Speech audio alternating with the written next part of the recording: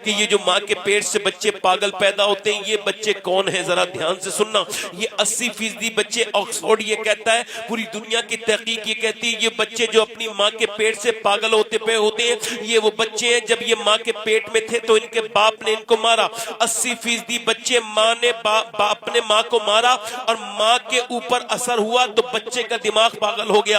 अब मुझे बताओ, ये कि बाप मार रहा है अपनी बीबी को मगर पेट के बच्चे पे असर हो रहा है, यानी माँ के बच्चे पे माँ की हरकत का, खाने का, पीने का असर होता है। ये मेडिकल साइंस आज कह रहा है, इस्लाम इसको पहले से कहता है कि मियां जो तुम करोगी वही तुम्हारे बच्चे पे असर होगा। माँ अगर सजदा करेगी बच्चा पेट में होगा तो उस सजदे का भी असर होगा। माँ अगर कुरान को पढ़ेगी और बच्चा पेट में होगा तो उस कुरान का भी असर होगा। माँ अगर गाने गाएगी बच्चा पेट में होगा तो उस गाने का भी असर होगा। माँ अगर गालियां देगी तो बच्चा पेट में होगा, उसका भी असर होगा। मुझे आप बताओ, ये बिल्कुल सही बात है कि जब डॉक्टर के पास औरत जाती है तो वो कहता है कि अगर तुम्हें ताकतवर बच्चा चाहिए तो ज्यादा हाइपर ना होना, ब्लड प्रेशर बढ़ने ना देना, अच्छी ग़िज़ाएं खाना, जैसे तुम्हें ज्यादा खाना है, ज्यादा तुम्हें जैसे खाना है आयरन के लिए तुमने ज्यादा बादाम खाने हैं और आयरन के लिए सेब खाना है, इसमें आयरन होता है। विटामिन सी के लिए नींबू और संतरा, और विटामिन डी के लिए तुमने अमरूद खाना है। अब मुझे जरा दिल पे हाथ रख के सारे लोग बताओ, अब मुसलमान हो तो बताओ कि जब अल्लाह का बनाया हुआ सेब, संतरा, अनार, अमरूद अगर माँ खाए तो बच्चे पे असर हो जाए तो क्या माँ अल्लाह का कुरान पढ़ेगी तो बच्चे पे असर नहीं होगा? क्या माँ अल्लाह का कुरान पढ़ेगी तो बच्चे पे असर नहीं होगा? बताओ कि होगा कि नहीं होगा? बिल्कुल होगा, जरूर होगा। ये पानीपत करनाल में एक बच्चा पैदा हुआ, हजरत इमाम आजम अबू हनीफा की नस्ल से। वो बच्चा पैदा होने के बाद रोया, 1 दिन, 2 दिन, 3 दिन, 4 दिन, 1 हकीम, 2 हकीम, 3 हकीम, बाप उसका इधर उधर उसको दिखाता रहा, तबीयत उसकी मगर ठीक नहीं हुई, वो रोना बंद नहीं किया। 1 महीने के बाद हजरत फखरुद्दीन बहाउद्दीन ज़करिया मुल्तानी के दामाद गुजर के जा रहे थे। उन्होंने अपने मुरीदों से कहा, ये जो बच्चा रो रहा है ना, ये बच्चा अल्लाह का वली है, अल्लाह को याद करके रो रहा है। कहा कैसे? चलो दरवाजे पे पहुंचे, कहा कोई है? बाप निकल के आया, जी आपका बच्चा रो रहा है? जी मेरा ही बच्चा है। कहा आप ये बताइए, ये बच्चा आपको मुबारक हो, अल्लाह का वली पैदा हुआ है। कहा आपका दिमाग तो ठीक है सूफी जी, ये तो ना सोया है ना मुझे सोने दिया है, आप इसे अल्लाह का वली कह रहे हैं, मैं इसे हकीमों के पास लेके जा रहा हूँ, ये चुप नहीं हुआ, आप उसे वली कह रहे हैं। कहा उसे बुरा ना कहो, मेरी गोद में ला के दो। गोद में ला के दिया। अब जैसे ही गोद में ला के दिया, एक कान में कुछ पढ़ा, दूसरे में कुछ पढ़ा, बच्चा खामोश हो गया। कहने लगे साहब क्या पढ़ के सुना दिया? मैं बड़ा परेशान हुआ, हकीमों में ले जाके, इसकी तबीयत ठीक नहीं हुई, ये अब मुस्कुरा भी रहा है, क्या पढ़ के सुना दिया? कहने लगे मैं बाद में बताऊंगा, पहले बताओ क्या तुम्हारा बच्चा, तुम्हारी इसकी माँ जो है बच्चे की, क्या वो कुरान की हाफिजा है? कहा जी है। तो कहा तो सुनो, जब बच्चा अपनी माँ के पेट में था ना तो उसकी माँ ने इतना कुरान पढ़ा, उठते बैठते चलते फिरते, सोने से पहले, जागने के बाद, खाते पीते, रोटी बनाते, चक्की चलाते, झाड़ू लगाते, इतना कुरान पढ़ा कि बच्चे को माँ के पेट के अंदर कुरान सुनने की आदत हो गई, इसकी रूह की ग़िज़ा कुरान की तिलावत हो गई। बच्चा जब पैदा हुआ, माँ चली गई गंदगी में, जचगी में, उसने कुरान पढ़ा नहीं, तुमने उसको सुनाई, तुमने उसको खिलाइयां दवाइयां, मैंने एक कान में एक आयत पढ़ी, दूसरे में दूसरी पढ़ी, बच्चे को ग़िज़ा मिल गई, खामोश हो गया। उस बच्चे का नाम शरफुद्दीन बू अली शाह कलंदर पानीपती है। तो जब माँ पानीपत वाले की कुरान सुनाती है तो पानीपत का शरफुद्दीन बू अली कलंदर पूरी दुनिया को कुरान का मतलब समझाता है। और जब माँ कुरान सुनाती है मदीने के हुसैन की, तो करबला से कहते हैं, ए मेरी वालदा, आप भूखी रही तो कुरान सुनाया, आप प्यासी रही तो कुरान सुनाया, आपने चक्की चलाई तो कुरान सुनाया, आपने रोटी बनाई तो मुझे कुरान सुनाया मेरी माँ, मगर आपने चक्की चला के कुरान सुनाया है, हुसैन सर कटा के कुरान सुनाएगा। नारे तकबीर, नारे रिसाला, मशलके आला हजरत फैज़ाने इमाम हुसैन, बादशाह इमाम हुसैन, औलादे इमाम हुसैन। नारे तकबीर, नारे रिसाला। बदला न एक हर्फ अलिफ लाम बच गया, अल्लाह और रसूल का पैगाम बच गया। दरबार में यजीद के ज़ैनब ने यह कहा, सर कट गया तो क्या हुआ, इस्लाम बच गया। माशाल्लाह माशाल्लाह, बहुत जब अच्छा। शादियां करोगे नाच गानों के साथ हैं, तुम्हारी शादियां, मुझे तो लगता ही नहीं मुसलमानों की शादियां मुसलमानों की तरह नहीं। देखो भैया मैं तो जाता हूं, और बोलूं खत्म कर दूं? दिल लग रहा है आप लोगों को? नहीं लग रहा है? ठीक है।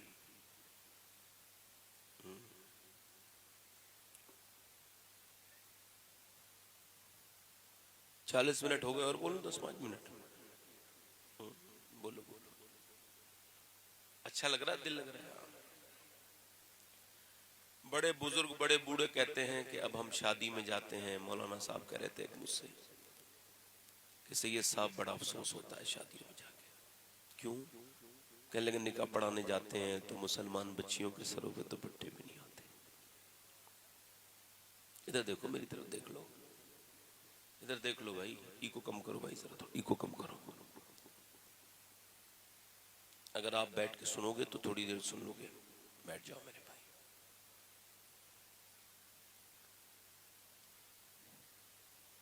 मुसलमानों की शादियों में बैंड बाजे, गीत, यहूदी नसरानियों की तरह शादियां। फिटिंग के लिबास औरतों में चल गए, आम हो गए। आदि आस्तीन के लिबास आम हो गए। जबकि शरीयत ये कहती है, उलमा कहते हैं, औरत अगर वुजू कर रही है, ध्यान से सुनना, क्या कर रही है? वुजू। और अगर वो वुजू करते वक्त अपना हाथ खोल रही है, हाथ ये कौनी, और ये पर्दा लाजिम है, गैर महरम न देखे इसे। अब इसने अपना हाथ खोला, और अगर खोलेगी तो गैर महरम इसको देख लेगा वुजू करते वक्त, और ये मजबूर है, पानी कहीं नहीं ले जा सकती। तो फुकहा ने लिखा फिर ऐसी औरत के लिए हुक्म यह है कि वो तयम्मुम से नमाज पढ़े, वुजू न करे, यानी अपना हाथ न खोले।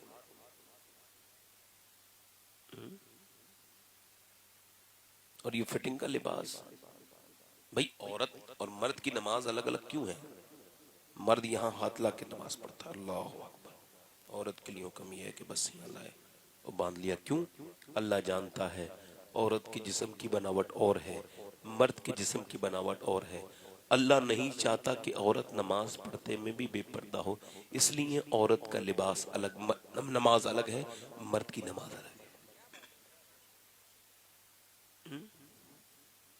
अब चे जाए कि हुजूर ने फरमाया आखिरी जमाने की औरतें कपड़े पहनने के बावजूद बरहना होंगी। कपड़े नहीं होंगे उनके जिस्म पे, फिटिंग का लिबास, जिस्म नजर आ रहा होगा उनका, माज़अल्लाह। छोटी छोटी बच्चियां सरों पे दुपट्टे नहीं रखनी है, जीन्स पहनाती हैं छोटी छोटी बच्चियों को औरतें, छोटी छोटी बच्चियों को पहनाती हैं। अच्छा, जिस छोटी बच्ची ने 5-6-10 साल की उम्र तक पैंट पहनी, बड़े होकर पर्दा करेगी वो?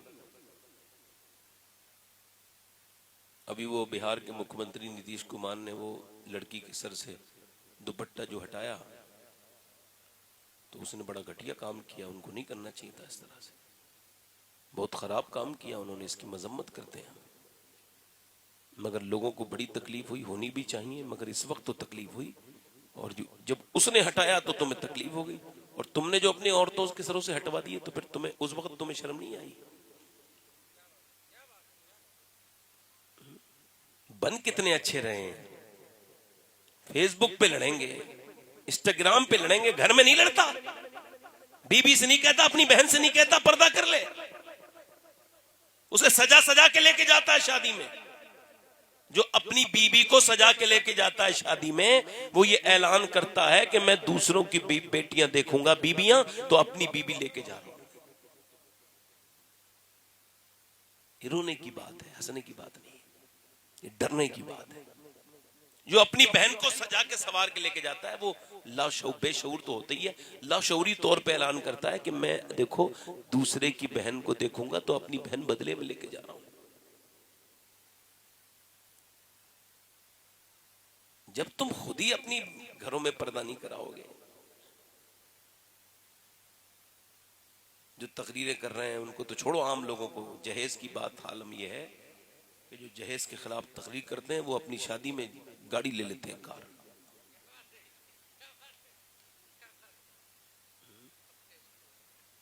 बताओ, माज़अल्लाह, मैं किसी को कह नहीं रहा हूं, अगर किसी ने ऐसा किया हो तो उसे जरूर कह रहा हूं।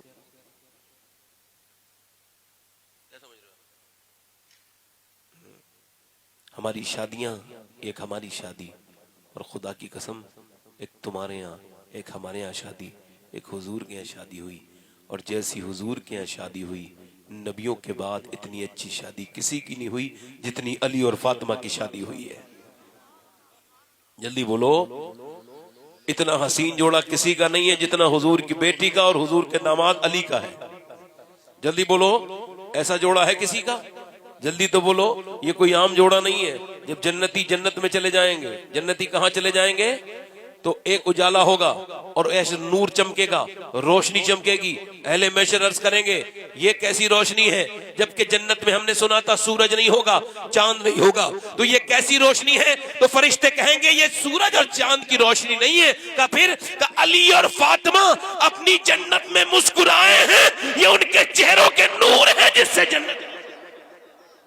नारे तकबीर, नारे रिसालत, मसलके आला हजरत, फैजाने पंजतने पाक, क्या कहने, जिंदाबाद जिंदाबाद। वाह वाह वाह। ये हमारी शादियां।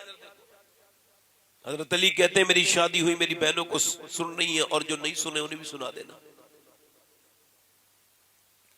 मौला अली कहते हैं मेरी शादी हुई तो मेरे घर में मेरी बीबी आई, तो मैंने जब उनको देखा तो मैं उनको देख के रोने लगा। मेरी आंखों में आंसू आए तो वो आगे बढ़ी और कहा क्या आपको ये शादी पसंद न थी ए अली, तो आप रोते हैं? तो मैंने कहा नहीं नहीं, बात ये नहीं है, बात ये है फातिमा कि जब कोई लड़की दुल्हन बनती है, मैं आपके तहम्मुल को, आपके सब्र को देख के रो रहा हूँ। तो उसकी ये ख्वाहिश होती है, उसकी आरजू होती है कि जब वो दुल्हन बने एक जोड़ी नए कपड़े पहन ले। मैं देख रहा हूँ कि दोनों आलम के मालिक को मुख्तार की बेटी दुल्हन बन के आई है, चेहरे पे कोई शिकवा नहीं, चेहरे पे कोई शिकन नहीं, जबान पे कोई शिकवा नहीं, और आप जिस कपड़े में दुल्हन बन के आई हैं उसमें 17 पैमद लगे हुए हैं। इसको सिर्फ सुना मत करो, सोचा करो। बताओ किसी की बेटी उनके पांव के बराबर है? बताओ किसी की बेटी की इतनी इज्जत है जितनी हुजूर की बेटी की इज्जत है?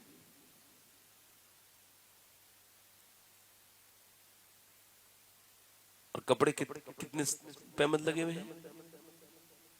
हजरत अली कहते हैं मैंने कहा फातिमा बस मैं इसी वजह से परेशान हुआ। तो हजरत अली कहते हैं वो आगे बढ़ी, मेरा हाथ पकड़ा और कहा मेरे सरताज अपना दिल बिल्कुल भी थोड़ा ना करें। मेरे अब्बा ने मुझे बचपन से यही तालीम दी, और जब रुखसत फरमाया तो इरशाद फरमाया फातिमा बिल्कुल भी दिल थोड़ा ना करना मेरी बेटी, अल्लाह कपड़ों से राजी नहीं होता, अल्लाह तो सजदों से राजी होता है।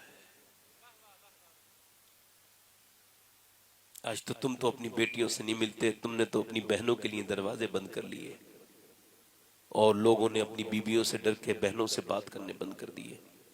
घरों में बरकतें कहां से आए हैं? वो दुआ करने वाली बहनें ही घरों में नहीं आती, वो बेटियां ही घरों में नहीं आती, उनको ताने मिलते हैं। तुम फेसबुक पे दोस्तियां तलाश करते हो, तुम चैटिंग अननोन लड़कियों से करते हो, तुम अपनी बहन को एक फोन नहीं करते, उसको ताने मिलते हैं। तेरा भाई फोन नहीं करता, आता नहीं, कभी अपनी तकदीर बनानी है। अब कभी जाया करो बहनों के घर, बहनों की दुआएं जितनी लगती हैं, माँ के बाद जो दुआएं लगती हैं वो बहनों की दुआएं लगती हैं। बहनें जब अपने भाई के लिए दुआ करती हैं तो सुभान अल्लाह, कभी आपको कोई दिक्कत आ जाए, परेशानी आ जाए, कारोबार न चल रहा हो, तो अपनी बहनों को बुला लेना और सारी बहनों को बिठाल के खाना खिला के फिर उनके कहना कि देखो तुम्हारा भाई बड़ा परेशान है, जरा दुआ तो कर दो। तुम अपनी बहनों को एक बार आजमा के देख लेना कि जब वो दुआ करेंगी अपने भाइयों के लिए तो अल्लाह तबारक व तआला उसी दिन तुम्हारे ऊपर बरकतें अता कर देगा। बहनों की दुआओं की वो तासीर है। कभी बहनों की दुआएं तो लेकर देखो तुम। अब देखो तो तुम अपनी बीवियों को कपड़े कितने भी दिला दो, वो तुम्हारा एहसान वैसान नहीं मानेंगी, कहेंगे तुमको निराले थोड़ी दिला रहे हो, और भी दिलाते हैं। मगर कभी अपनी बहन को एक जोड़ी ईद पे जोड़ा दे के देखना, चाहे पुरानी दे के आ जाना, चाहे कम पैसों का, मगर पहने की बाद में पूरे मोहल्ले में दिखाएगी ये मेरा भाई दे के गया है मुझे। ये मोहब्बत के रिश्ते हैं, ये तुमने दराज नहीं किए, तुमने अपने घरों के दरवाजे बंद कर लिए। मेरे भाइयों, मेरे दोस्तों, याद रखना ये सारी दवाइयों में शिफाएं नहीं है। आज बर्बादी हर तरफ शुरू हो गई है, हर तरफ बर्बादी, रिश्तों का कत्ल होना शुरू हो गया है।